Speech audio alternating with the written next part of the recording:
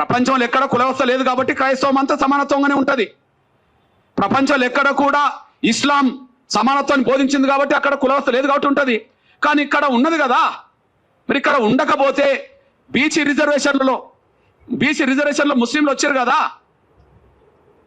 ఏ గ్రూపులో ఉన్నారు కదా, బి గ్రూపులు ఉన్నారు కదా, అంటే సామాజిక వ్యవస్థ ఇక్కడ పడ్డది కదా.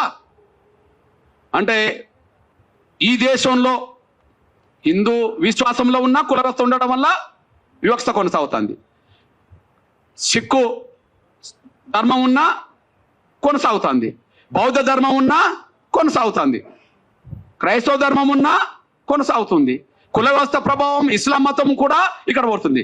నేను ఒక మాట చెప్తున్నదంటే, ఈ దేశంలో కుల వ్యవస్థ ఉన్నంత వరకు ఎన్ని గొప్ప మతాలు ఇక్కడికి వచ్చినా, ఎన్ని గొప్ప గొప్ప విశ్వాసాలు కూడా ఇక్కడికి వచ్చినా కుల వ్యవస్థ ప్రభావానికి లోనవుతున్నాయి అనేసి మనం మర్చిపోవద్దు. గొప్ప గొప్ప మతాలే కదా, చాలా గొప్ప మతాలని మనమే అంటున్నాం కదా. ఆ మతాలు ఇక్కడికి వచ్చినప్పుడు ఏ దానికి లోనవుతున్నాయి? క్రైస్తవ మతం గొప్పదే, సమానత్వం ప్రదర్శించింది. మరి గద్దర్ కూడా పాట రాసింది కదా, మాల క్రైస్తు, మాదిగ క్రైస్తు, రెడ్డి క్రైస్తు, కమ్మ క్రైస్తు, బ్రాహ్మ క్రైస్తు అని చెప్పి ఒక పాట రాసింది కదా. క్రీస్తుని నమ్ముకునేటోళ్ళు ఒక్కరైతే మాల క్రైస్తు, మాల చర్చీలు, మాదిగ చర్చీలు ఎందుకు వచ్చినాయి? కమ్మోల చర్చీలు, రెడ్డోల చర్చీలు ఎందుకు వచ్చినాయి? ఈ దేశానికి ఏ మతం వచ్చినా కుల వ్యవస్థ ఉన్నంత వరకు కుల వ్యవస్థ ప్రభావానికి లోన్ అవ్వాల్సిందే. సిద్ధాంతం సమానత్వం అయితే అది బయటనే, ఇక్కడికి వచ్చినప్పటికీ ఆ సిద్ధాంతం 100% పనిచేస్తలేదు. కుల వ్యవస్థనే ప్రభావితం చేస్తుంది, కుల వ్యవస్థే శాసిస్తుంది, కుల వ్యవస్థే అసమానతలు సృష్టిస్తుంది. కుల వ్యవస్థను రద్దు చేయనంత కాలం సమానత్వం ఇక్కడ ఉండదు. కాబట్టి సమానత్వం వైపు అడుగులు వేయాలంటే కుల వ్యవస్థ రద్దు కావాల్సిందే తప్ప ఎస్సీ హోదా రద్దు చేయడం వల్ల పరిష్కారం లేదనే విషయం మీ దృష్టికి తీసుకొస్తున్నాను నేను. 1950 ఆర్డర్ రాజ్యాంగ విరుద్ధం. 1950 ఆర్డర్ కేవలం దళితుల మీద పెట్టిన ఆంక్షలు. దళితులు మాత్రమే మారద్దు, మీతో ఎవరు మారినా మాకు అభ్యంతరం లేదు. దళితులు మాత్రమే మారద్దు, ఇంకెవరు మారినా మాకు అభ్యంతరం లేదు. బ్రాహ్మణులు మారవచ్చు, మారేటట్టు చేయవచ్చు. రెడ్లు మారవచ్చు, మారేటట్టు చేయవచ్చు. కమ్మోళ్ళు మారవచ్చు, మారేటట్టు చేయవచ్చు. బీసీలు ఇతరులు మారవచ్చు, మారేటట్టు చేయవచ్చు. కానీ దళితులు మాత్రం మారద్దు. మీరు మా కాళ్ళ కాడు ఉండాలి. మేము అంట్రాన్నోళ్ళని పిలిచినా కూడా మీరు పడి ఉండాలి. మిమ్మల్ని అవమానించినా మీరు పడి ఉండాలి. మిమ్మల్ని చిన్న చూపు చూసినా పడి ఉండాలి. కుల వ్యవస్థలో వివక్ష ఉన్నది కాబట్టి, కుల వ్యవస్థలో అంట్రాంతనం ఉన్నది కాబట్టి మేము పాటించినా మీరు పడి ఉండాలి.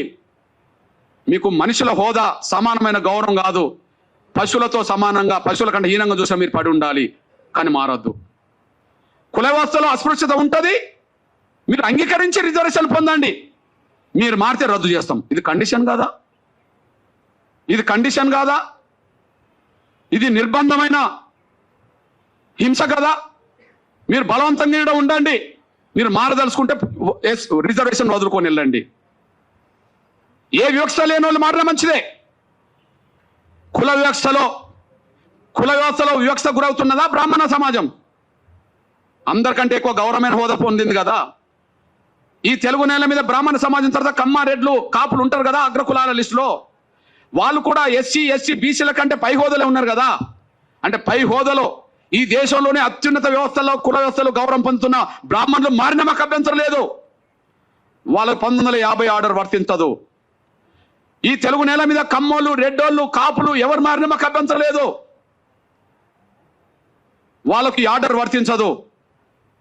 కానీ అందరికంటే కుల వివక్షత గురవుతున్న వాళ్ళు ఎవరైనా ఉంటే, దళితులైతే వాళ్ళు మారితే మాత్రం అంగీకరించాం.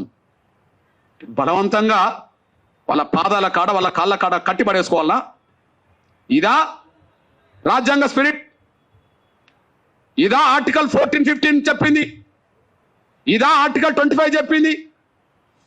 మత స్వేచ్ఛ అందరికి ఉంటుంది, వీళ్ళకు ఉండదా? సమానత్వం అని మాట్లాడుతున్న వాళ్ళు మమ్మల్ని అనగదొక్కడానికి నిర్ణయాలు తీసుకుంటారా? ఇదేం పద్ధతి? నాటి నుంచి నేటి వరకు అదే కొనసాగుతుంది. ఇకపోతే నేను ఒక విజ్ఞప్తి చేస్తున్నా. నేను హిందూ మందిరాల్లో ముందు, హిందూ దేవాలయాల్లో కేవలం బ్రాహ్మణులనే పూజారులుగా చేసే వ్యవస్థ రద్దు కావాలి.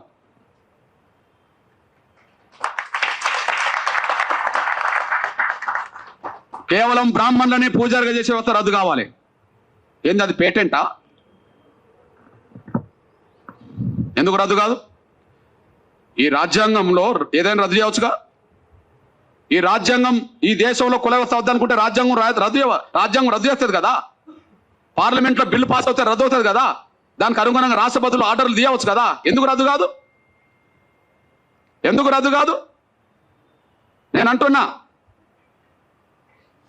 ఈ దేశ హిందూ దేవాలయాల్లో భక్తులు అన్ని వర్గాల వాళ్ళు ఉన్నప్పుడు పూజారులు మాత్రం బ్రాహ్మణులు మాత్రం ఎందుకు ఉండాలి? వెంకటేశ్వర స్వామిని నమ్ముకున్న వాళ్ళు హిందూ సమాజంలో అన్ని వర్గాల వాళ్ళు ఉన్నారు. రాముణ్ణి నమ్ముకున్న వాళ్ళు హిందూ సమాజంలో అన్ని వర్గాల వాళ్ళు ఉన్నారు. ఓకే, కృష్ణుడిని నమ్ముకున్న వాళ్ళు, ఇతరులు నమ్ముకున్న వాళ్ళు అన్ని వర్గాల్లో ఉన్నారు కదా. దేవుడి దగ్గర, గర్భగుడి దగ్గర పూజా వృత్తి చేసే కాడ బ్రాహ్మణులు ఎందుకు ఉండాలి? వాళ్ళు ఏమైనా దైవదూతలా?